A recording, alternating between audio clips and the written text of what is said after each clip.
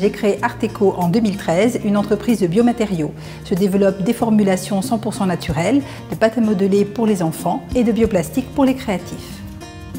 On sait aujourd'hui pertinemment qu'il est très important de ne pas mettre de très jeunes enfants en contact avec un certain nombre d'additifs.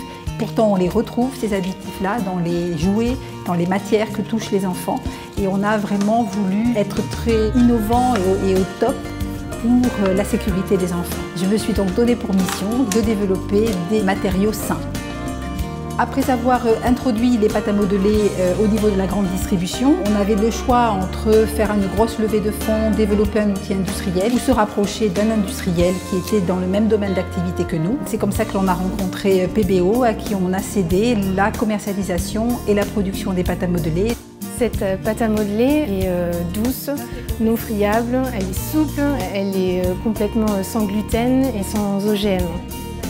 C'est un produit qui intéresse énormément les parents, les écoles, qui plaît énormément aux enfants, de par sa texture, de par sa douceur, de par ses promesses en fait. C'est un produit qui est très innovant, il est vraiment unique sur le marché, on n'en trouve pas deux comme celle-ci.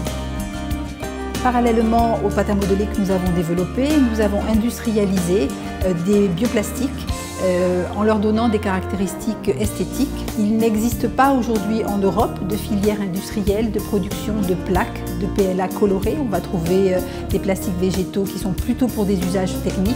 Et notre innovation, c'est d'avoir amené la matière à un niveau d'usage esthétique.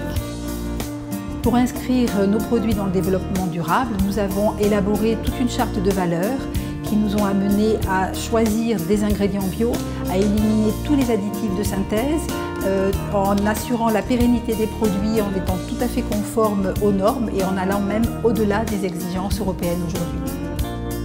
Depuis le début, nous travaillons avec des ESAT, c'est-à-dire des personnes qui sont handicapées. Et ça a toujours été des collaborations très fortes, tant au niveau technique qu'au niveau humain.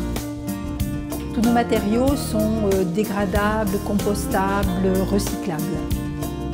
On est nous aussi dans l'espace naturel et on doit aussi se prémunir et se protéger et protéger un environnement qui a mis tant de millions d'années à se construire, à rester un lieu de vie à la fois équilibré et pérenne.